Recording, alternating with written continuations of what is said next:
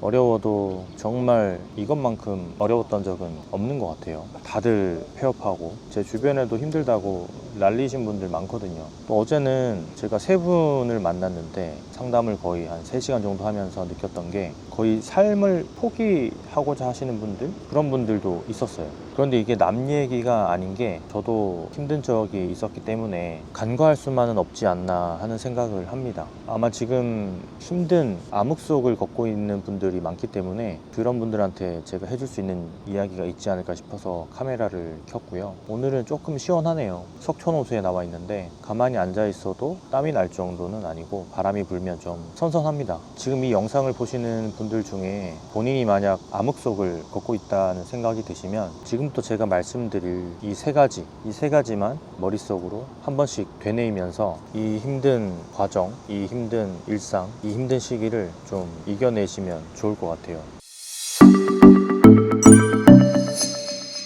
우선 첫 번째는 끝났다라고 생각하지 않으셨으면 좋겠어요. 제가 상담했던 사장님들 중에서도 한 분이 이제 모든 게 끝났습니다. 이제 끝났어요. 저는 이제 끝입니다. 라고 말씀을 하시더라고요. 근데 제가 끝난 게 아니라고 말씀을 드렸는데 이유는 그 사장님이 지금 처해 있는 상황을 다 면밀히 보고 아직 해볼 수 있는 여지가 많다. 충분히 가능하다라고 현실적으로 조언을 드렸습니다. 논리적으로. 왜냐하면 그분이 끝났다라고 하는 이유 자체가 일단 빚이 좀 있으셨어요. 엄청 많진 않은데 5천만 원 정도 넘어가는 빚이 있으셨고 매장을 한 3년 정도 운영하시고 지금 적자인 상태이십니다. 그러니까 상환도 못 하시고 여러모로 힘든 과정은 맞죠. 근데 매장이 다시 일어설 수 있는 어느 정도의 요건은 만들 수 있겠다라는 판단을 해서 제가 다 끝난 게 아니다 라고 좀 말씀을 드렸고, 그리고 사실 그런 생각들도 해보셔야 되는 게 끝나면 뭐가 끝나는 건데요? 인생이 끝나는 건가요? 매장 하나 때문에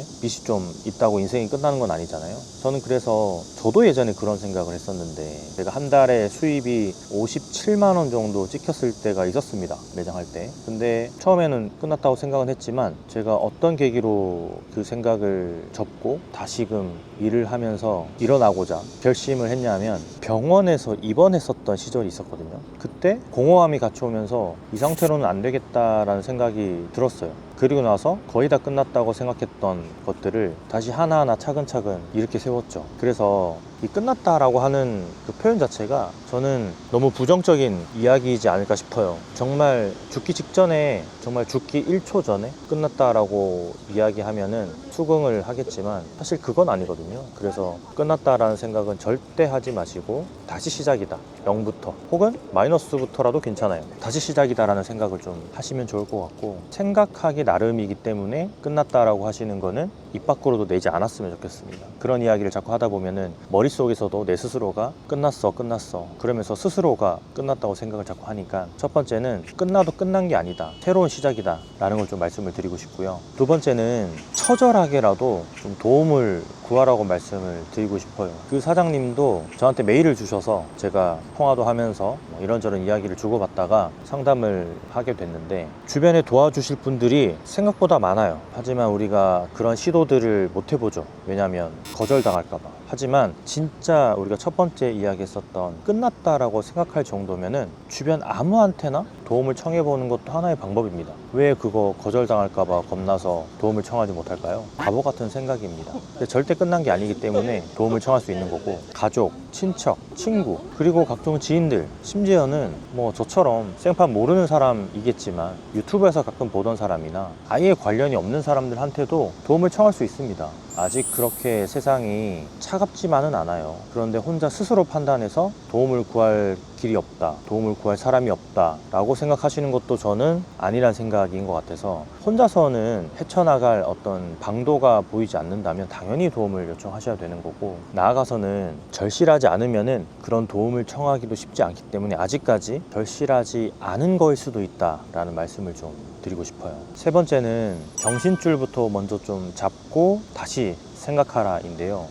그런 상황에 놓이게 되면은 멘탈이 아예 나가버립니다. 저도 그랬었어요. 그래서 아무 생각을 하기 싫고 의욕이 안 나죠. 의욕 자체가. 제가 상담했었던 그 사장님은 술, 담배까지 다 하셨는데 거의 매일 술, 담배 하셨어요. 그런데 신체까지 그렇게 본인한테 학대를 하게 되면 정신이 제대로 돌아오기가 쉽지 않습니다. 그래서 저는 이럴 때일수록 술이나 담배는 줄이고요. 운동하라고 말씀을 드리는데요. 사실 이게 어렵습니다. 저도 그 운동을 하기까지 한 1년 정도 걸렸어요. 하루 나가보고 그만두고 이틀 나가보고 그만두고.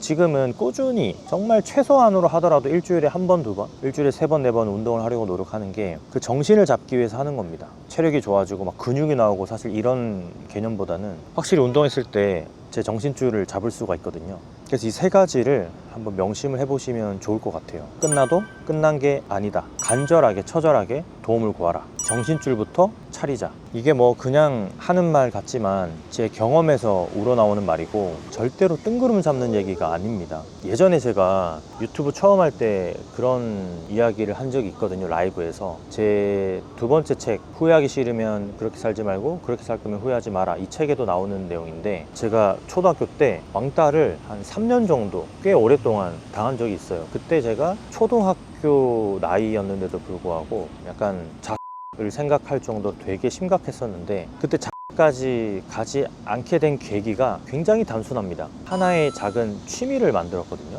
그 취미가 뭐였냐면 작은 곤충들, 그런 곤충들이 걸어 다니는 거 보고 그 곤충들한테 먹이도 주고 또 키우기도 하고 하면서 아주 0.1%의 재미를 느꼈어요. 그래서 그때부터 제가 장래 희망이 곤충학자였어요. 너무 흥미가 있어서. 나머지는 아무것도 하기가 싫었고, 왜냐면 살기 싫었었으니까. 그런데 지금 보면은 나이가 43살이잖아요. 제가 지금 잘 살고 있잖아요. 그때 죽고 싶었는데 잘 살고 있고, 또 중간에 사업이 잘 안 돼서 또 힘들었지만 또 이겨내고 또 지금도 잘 살고 있잖아요. 물론 저도 걱정이 있고 다 끝났다고 생각하고 도움도 구하지 않고 정신줄 다 버리고 술, 담배 했었던 시절이 있었는데요. 딱 그 순간이더라고요. 그래서 절대 이 세 가지는 좀 멀리 하시면 좋을 것 같고, 조금 긴 터널을 지나간다고 생각하시고 끝이 있는 터널이기 때문에 빛이 있는 곳으로 천천히 뚜벅뚜벅 걸어가시면 좋겠습니다. 제가 여기 석촌호수에 앉아서 영상을 찍다 보니까 제 앞으로 이렇게 지나다니는 사람들이 많잖아요. 다 행복해 보여요. 그래서 여러분들도 아마 남들이 보기에는